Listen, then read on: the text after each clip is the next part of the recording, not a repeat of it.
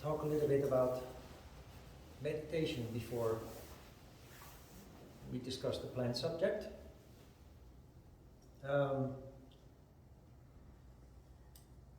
Yoga these days is very much focused on physical exercise, and you sometimes see announcements, advertisements, yoga and meditation, which in itself is kind of a contradiction, because meditation is or should be inherent part of yoga. It is an important part of yoga.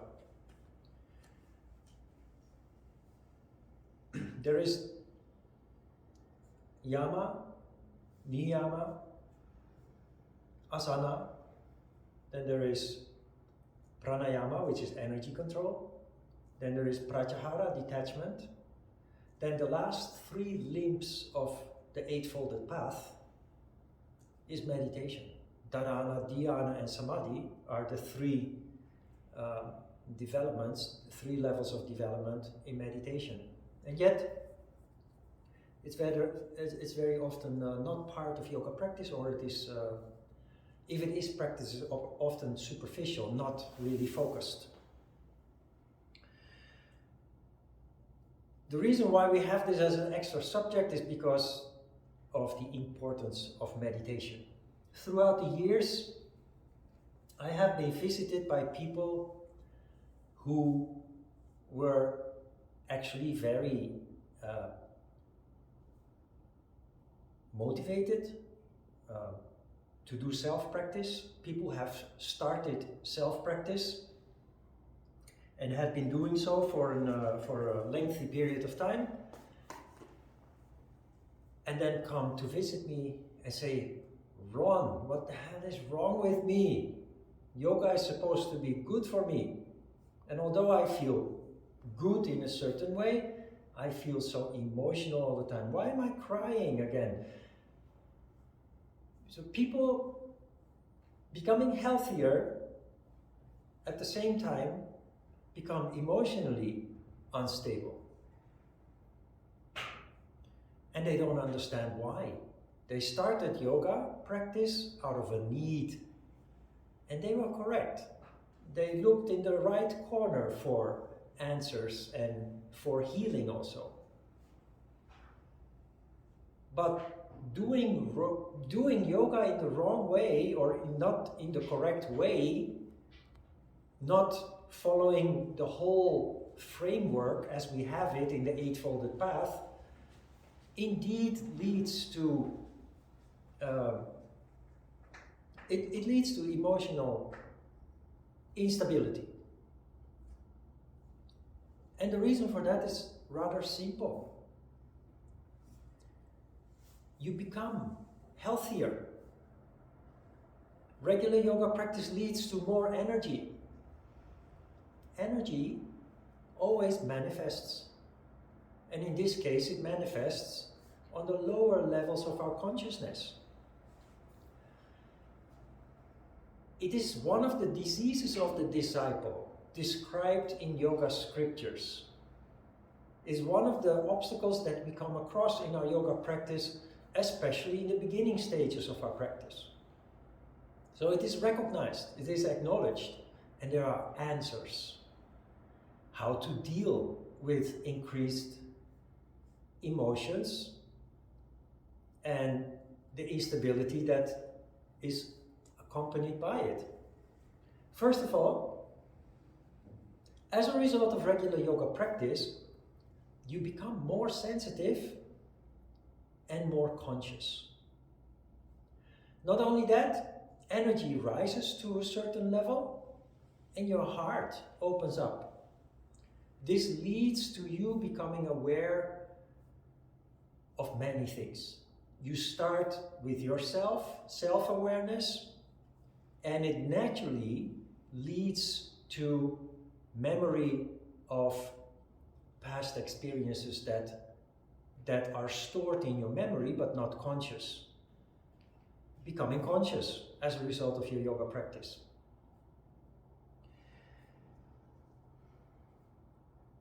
Not only that, your increased sensitivity and consciousness also extends to the outside world. You become more aware of other people's suffering, other people's misery. A kind of idealism comes out of that. You want to help, not only people, but also nature. People start to care about nature. People start to care about animals. So there is an increased sensitivity that is accompanied by emotion often, especially when we don't understand what's happening with us and why it is happening.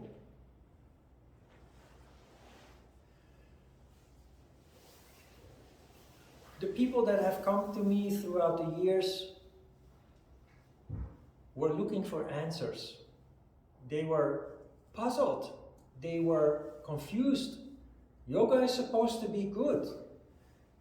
And I do feel good physically, but why am I so unstable? Why do I cry all the time?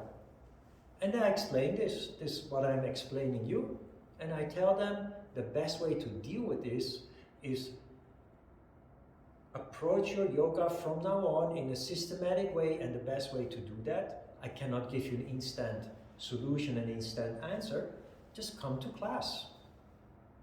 And you will see that in the way that we go through the steps, you will gradually gain a handle on your instability. First and foremost, by understanding how it works, but also through the practice of meditation. Because meditation leads to turning the subconscious functioning into conscious functioning, and not only that, it pulls energy up to the intellect.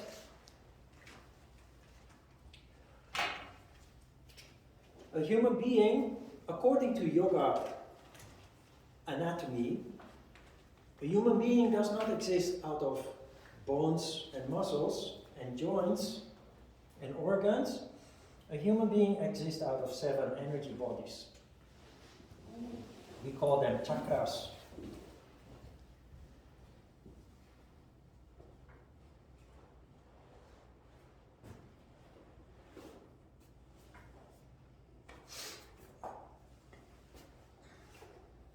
Now there is a physical body, a mental body, and a spiritual body. We talked about that when we talked about connecting the body with the mind and the soul. Remember? Which happens when harmony occurs. As a result of the condensation of energy, which is found throughout the universe and has led to the formation of stars, planets, but also the manifestation of the physical body. That condensation leads to human beings naturally functioning below the diaphragm, the location of the lower emotions and desires. Our instinct to survive is located in the lower 3 chakras. So fear, doubt, worry, but also sexuality, ego and ambition are all part of the lower emotions and desires. It is those that bring people into trouble. It's those that are responsible for the conflicts that we experience in life.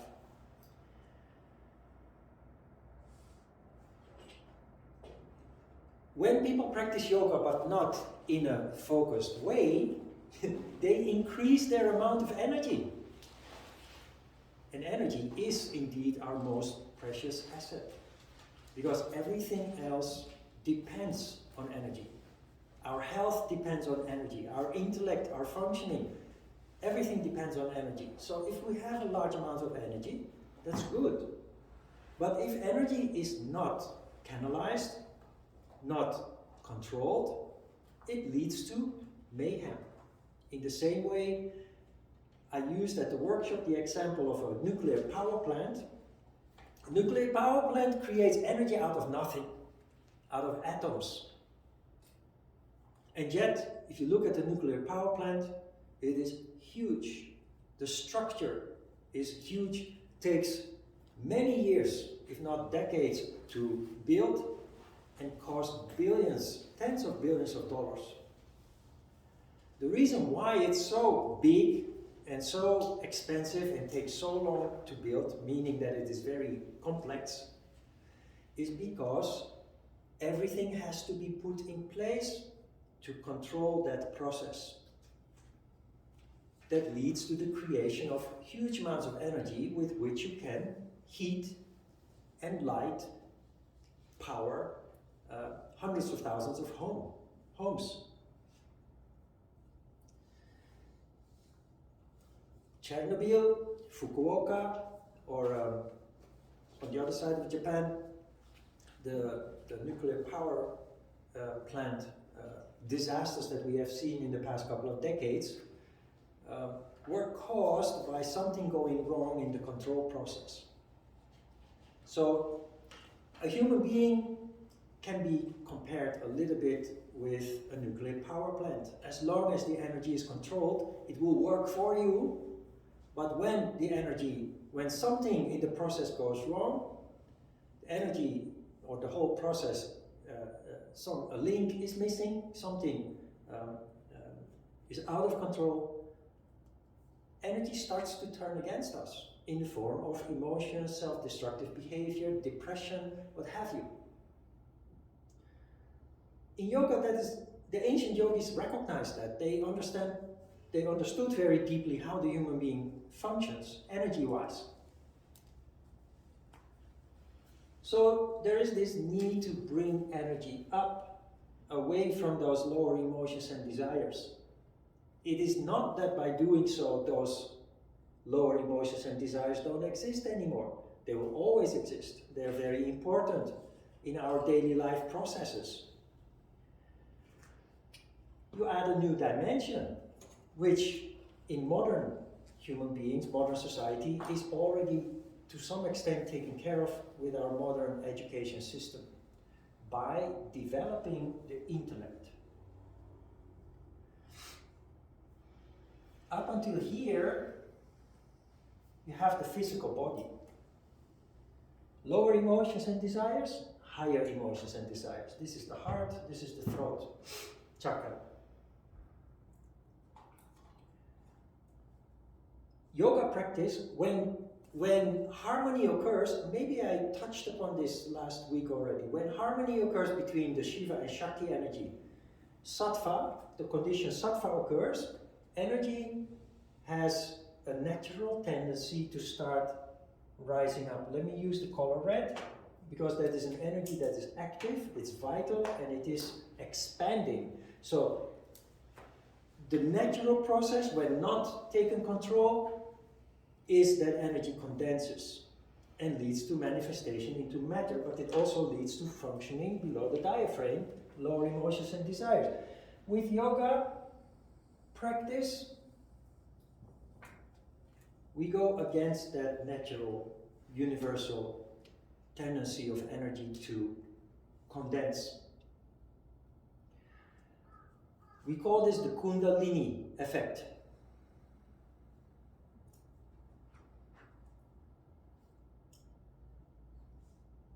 When we practice yoga without control, without meditation, without using the intellect, Ajna Chakra,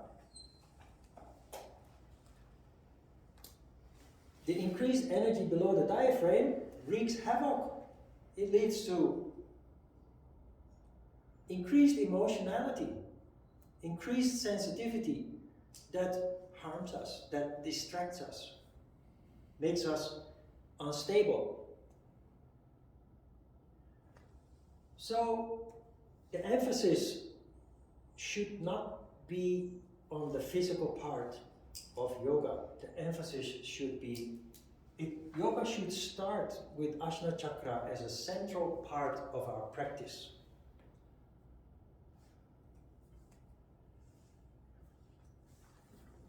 As I said, as a result of our modern compulsory education, we have a lot of energy here already.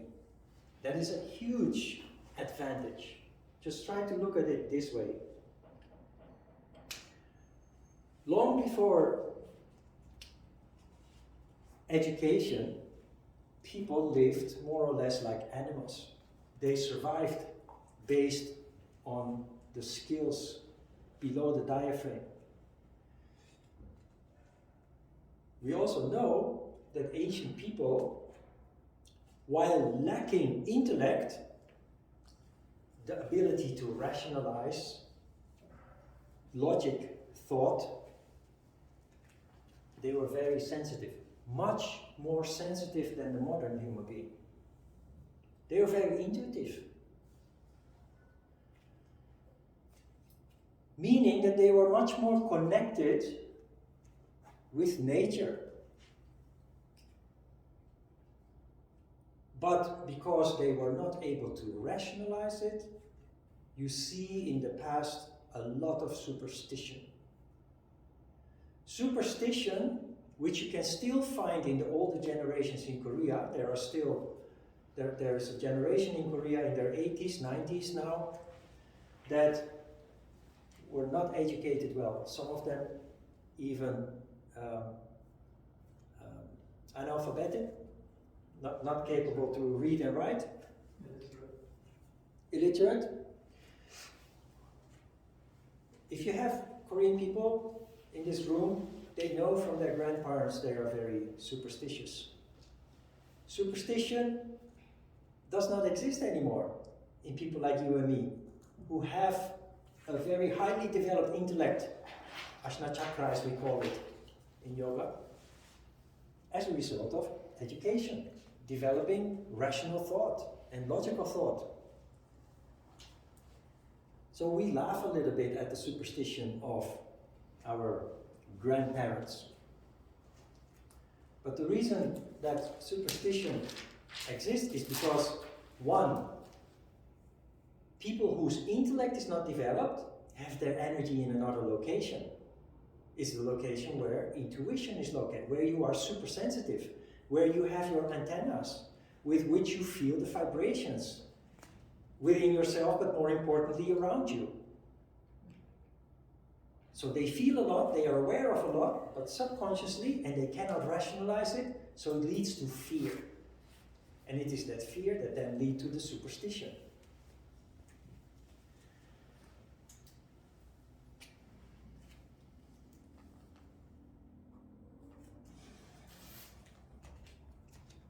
A human brain consists out of two main parts.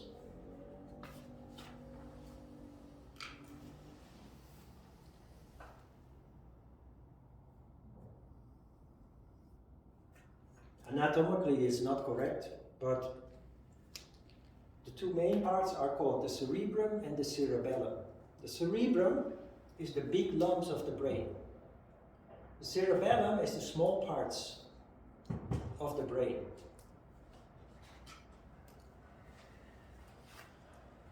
The big part of the brain is responsible for the functioning of all the physical parts of the body, but also rational thought occurs in the big lumps of the brain. Ancient people, not having the benefit of an intellect developed through regular training, education, their energy is all here.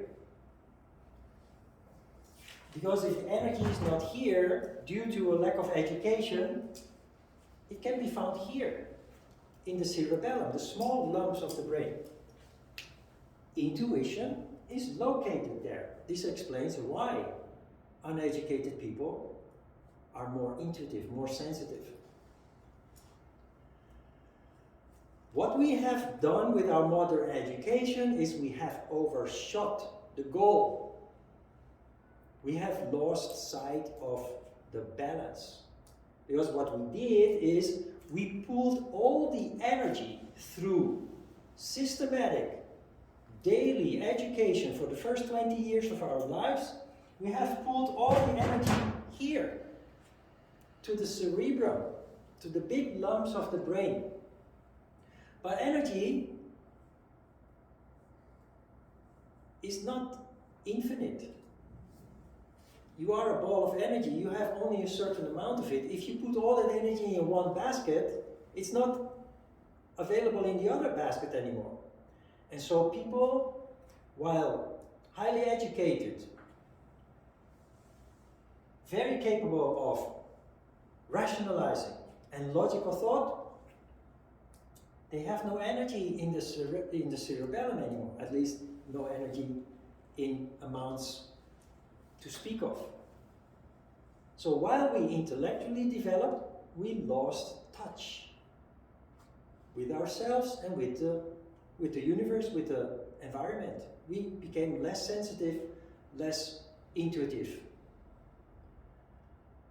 With yoga, of course, we bring back a balance between the two. And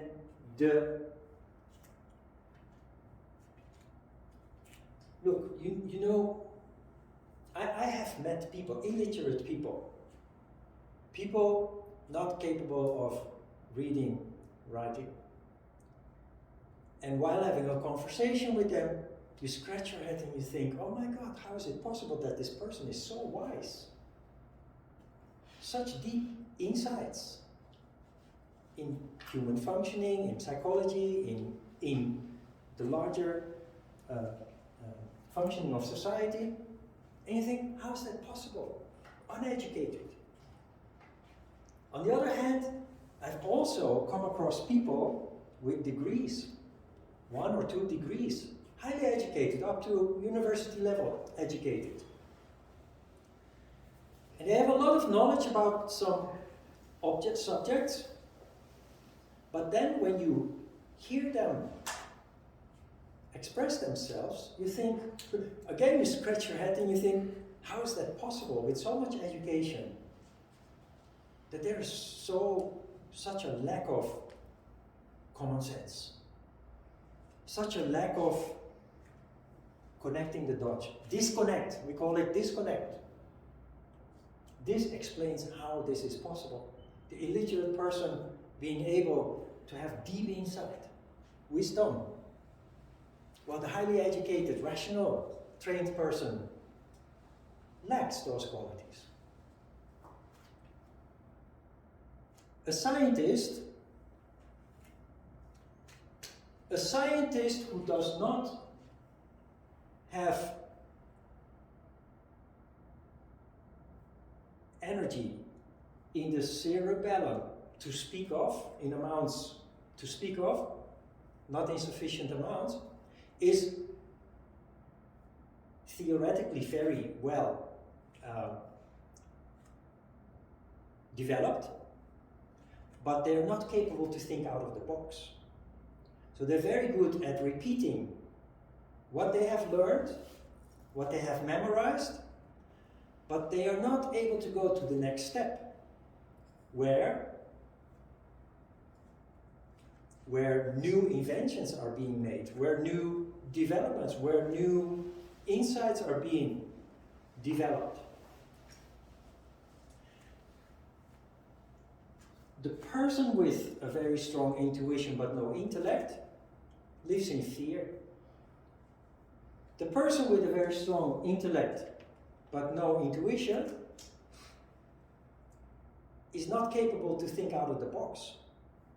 If you combine the two, it leads to genius.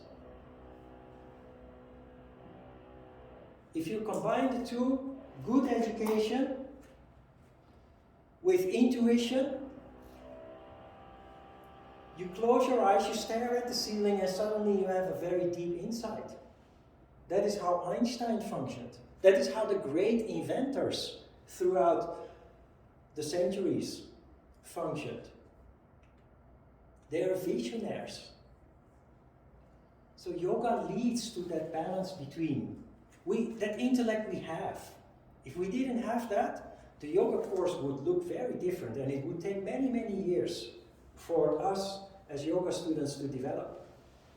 So thanks to the government, that huge job is done. All we have to do now is close our eyes and start feeling, observing, and canalizing our energy, which we will learn from today how to do. Then when a balance occurs, you will have more and more regularly that the light goes on, literally. That you have deep insights spontaneously. Epiphanies, as we call them. Epiphanies that usually occur once in a while, maybe once a year or less. They occur because coincidentally the circumstances are right in such way that you have a moment of sattva that allows you to spontaneously contemplate some issue. And bang, the light goes on, you have a deep insight and you're so happy. People who practice yoga regularly will have more and more these moments of clarity, where you just stare at the wall or at the ceiling or out of the window, apparently or on the surface, not seeming not to do anything at all. But what you're really doing is sensing. Sensing, connecting the dots. And suddenly you have this bright insight, this bright idea. And these moments will happen more and more often. It becomes second nature that you start functioning like that.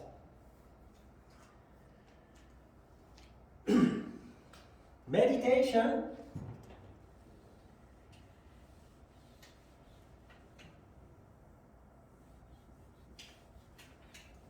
I should bring this up maybe after we meditate today, but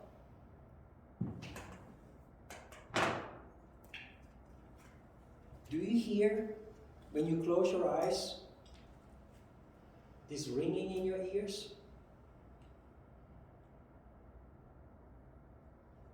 Nate is nodding.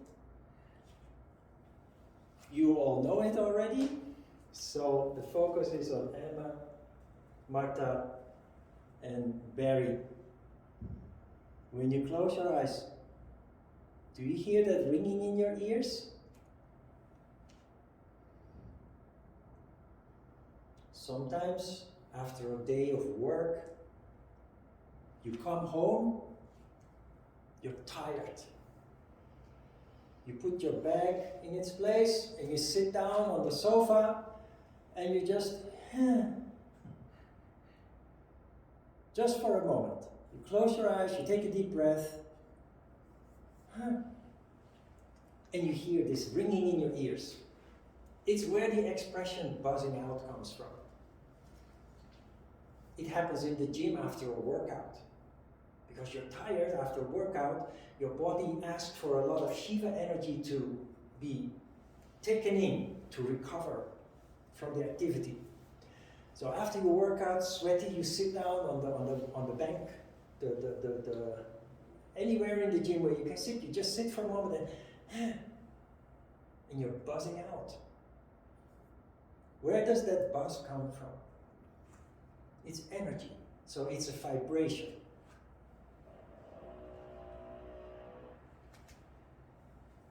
When you have to describe it, most people will say it is in my ears.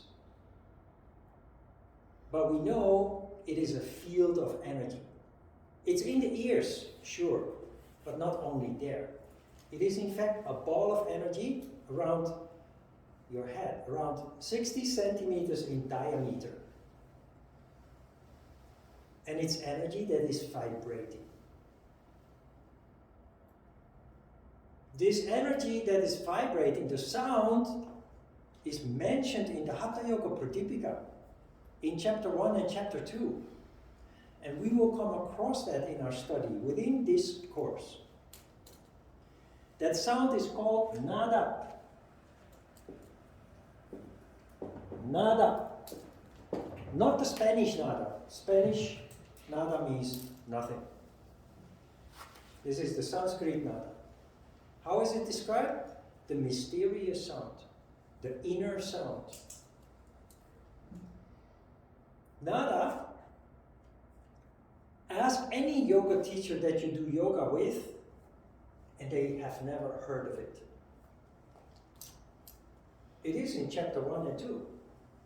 of the Hatha Yoga Pradipika, which is a fundamental scripture that anybody who takes their yoga practice serious should have that as a foundation of their practice and their knowledge of yoga.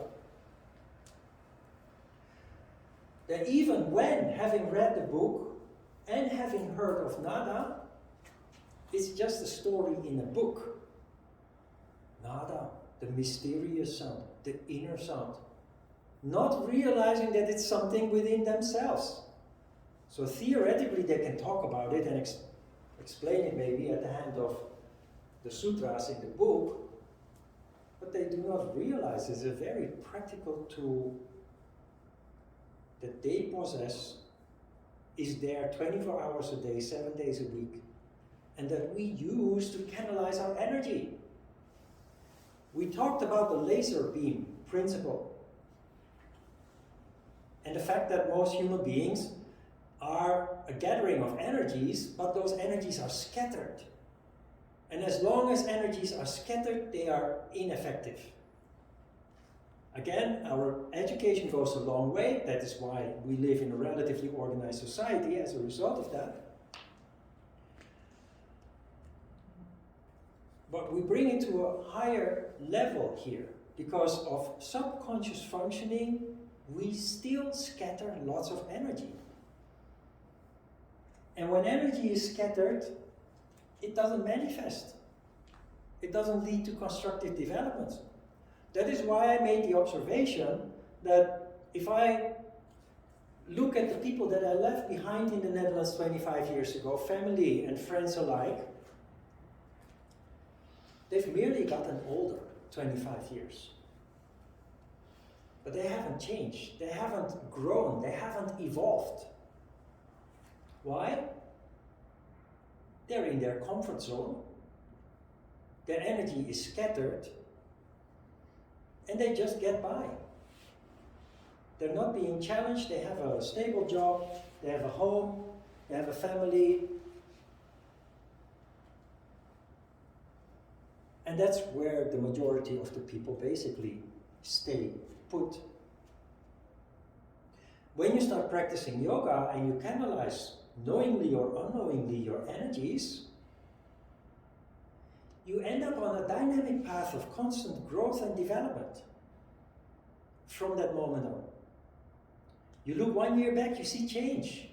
You look 5 years back, you see change. I've seen ex-students who visited me after 5 years or 8 years. I've seen their jaw dropping, like, Ron, is that you? It feels so totally different meeting you now compared to the last time that I saw you. You change because energy manifests. And it manifests in change, in growth, in development.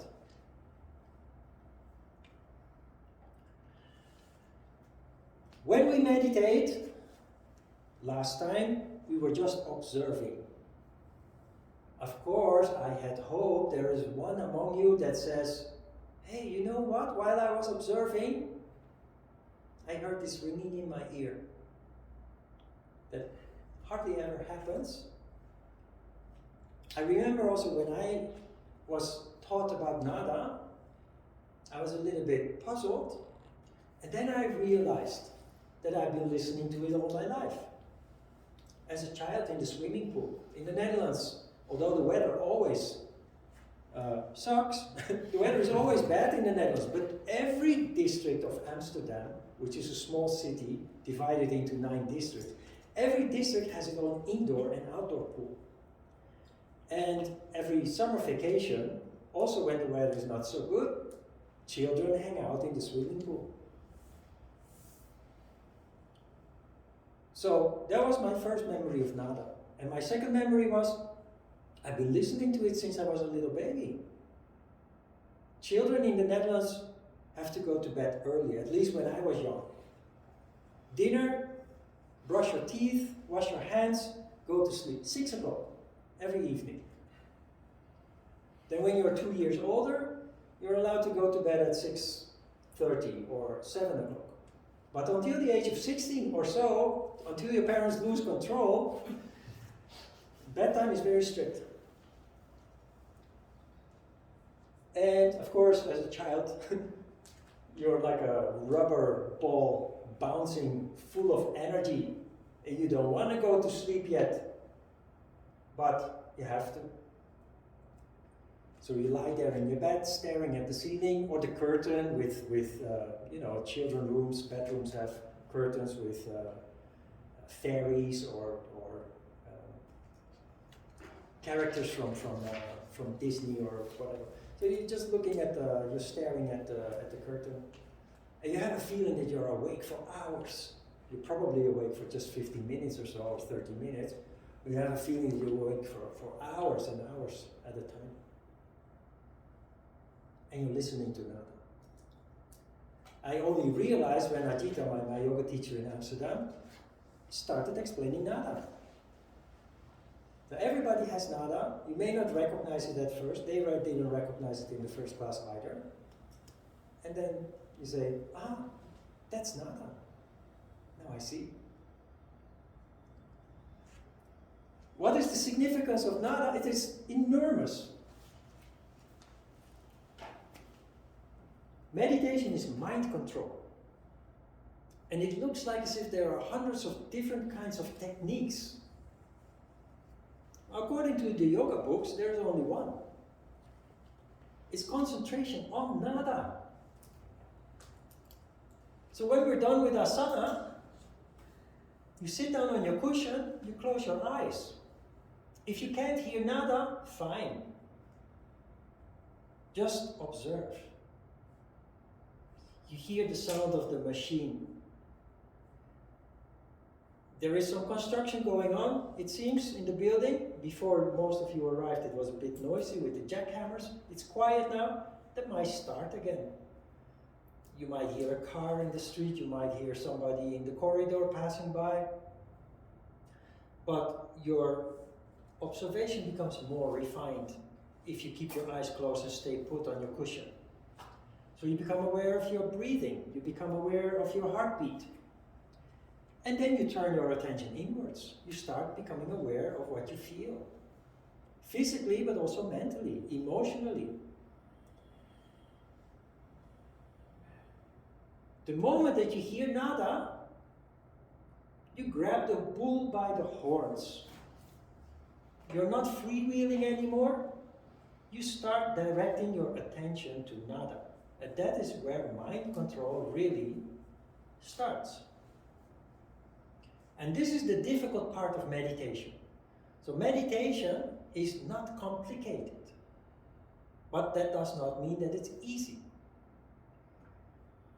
It's not easy because the mind is restless and still unexplored for most people.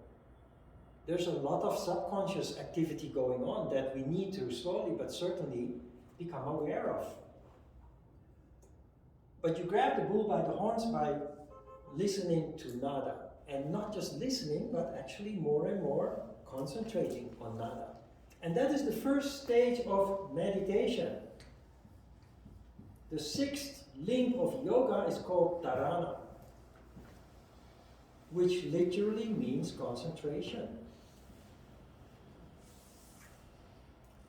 Concentration of not just mind, but concentration of energy.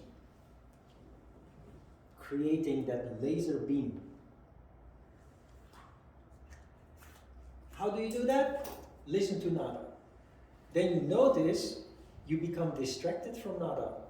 The next second already, you become distracted by a thought. The big task that waits us is this is a thought. The moment that you realize you're not listening to Nada anymore, so you are aware of the distraction, you interfere and you say, no, not now. Go back. Go back to Nada. 1-2 seconds later, there's another thought. That is the fickleness of the human mind. Restlessness of the human mind. Another thought will come. another distraction, your energy goes out. The moment that you're aware of that, consciously aware, you interfere and you say, no, no, not now. Go back to nada. And this just happens all the time. Perfect meditation does not exist. So do not even try to pursue that, because that in itself will become a distraction. What happens is, like the physical body, you train the mind. If you do this and you repeat the exercise like a physical exercise, the mind becomes conditioned. And as a result, you find the mind becoming more and more calm, having less and less of these interruptions, distractions.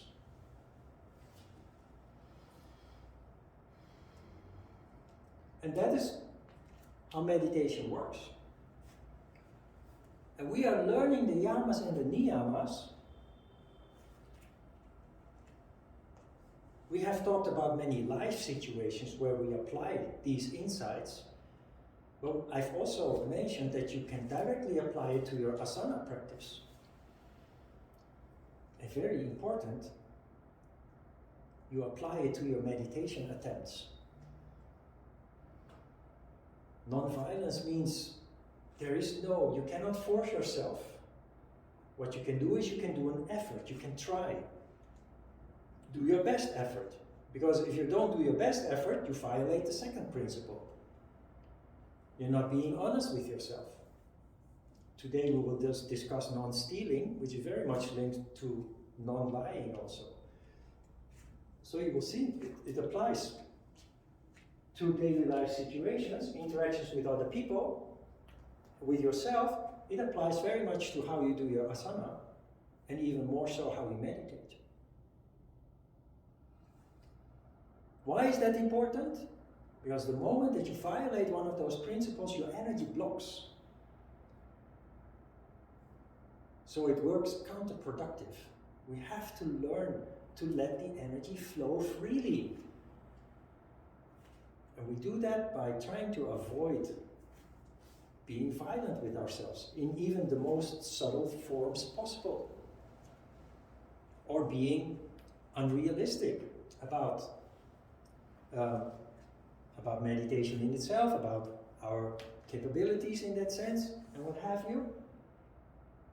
Energy flows when you're able to just let things go. You have to focus, you do what you can, but that's all you can do. You have to become your own best friend.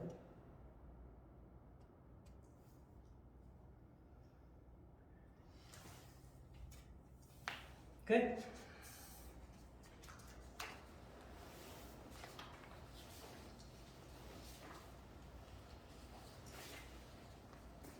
About Om. We talked about Om last week.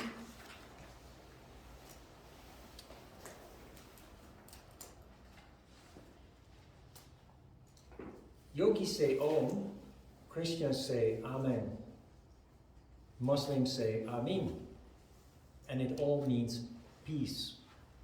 And peace is sattva, harmony between the two opposing polarities.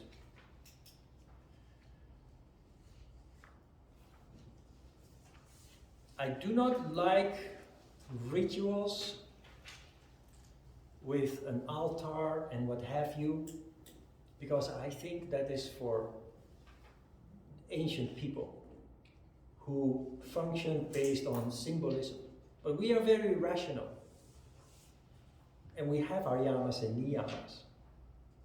If a ritual makes sense, keep it, honor it.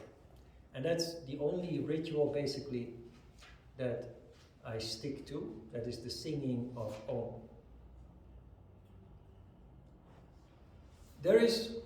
You notice that when we start a class, we sing Om once, and when the class is finished, or the meditation is finished, we sing Om 3 times. And there's a reason for that.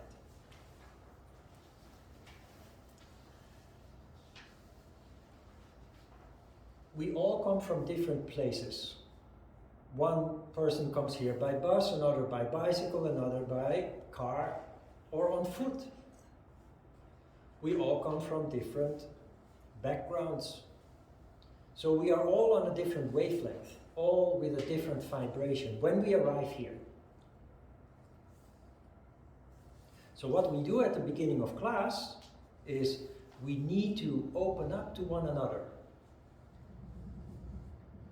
by coming to the same wavelength, to the same vibration with each other. You do that by arriving in time so that you can settle down. Then you close your eyes and you sing Om together. What you do here, maybe it's a little bit early to notice, but we completely open up to one another. In the beginning you may not open up so much to me, but I completely open my heart. Otherwise I can't teach. I make myself very vulnerable. So all three of my bodies, physical, mental and spiritual bodies, all wide open. And the interaction begins. At the end of the class we sing Om 3 times because there are 3 bodies that need to be protected when we go out into the disharmonious world. Here we are very vulnerable, but in a safe environment. Outside it's not that safe. So that is a ritual that I keep in honor because it makes sense. Here we open up without holding back. At the end of the class we sing Om 3 times, each time closing one of those 3 bodies. You close the physical, the mental and the spiritual body by singing Om 3 times. Okay?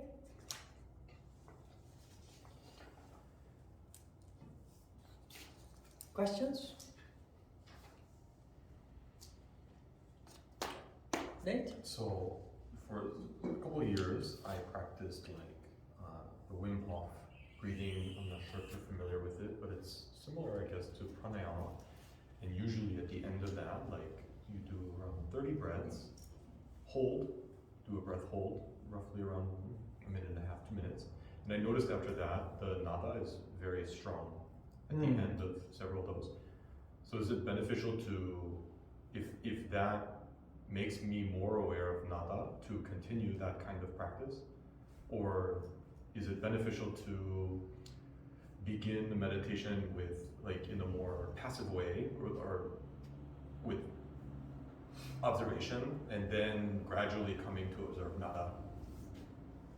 That's a very good question. If you have no experience with yoga or any spiritual practice at all, you try to follow what we do here. Most of you probably already have experience practicing on your own or practicing somewhere else. And following your feeling, you know what feels good and what doesn't feel good. But that can become a little bit an obstacle when you start a course like this. So, in the beginning, try to first follow what we do here, without any judgment. With time, you will see that you will keep the best of both worlds. With what you have experienced and with what you are learning new. But the reason why I mention this and why it is a good question is there is a risk that if we have prior experience and we stick to that, we basically close the door on new developments. So keep an open mind, give it the benefit of the doubt, even though you think this is in contradiction with what you learned before. Later, you will make a wonderful mix out of it all, and it will become your yoga.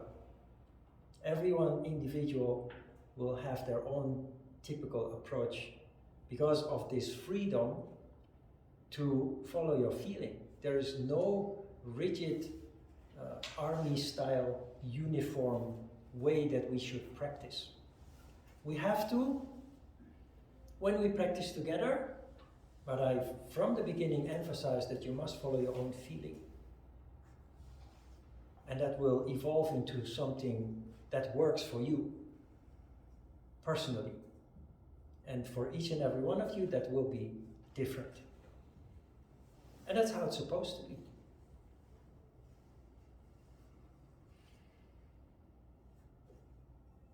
In the end, you might mix the breathing that you have learned that allows you increased consciousness with the things that you learn here. So follow your feeling, be flexible, but keep an open mind to what you learn new here. Okay, let's have a short break, then we continue with the planned subject.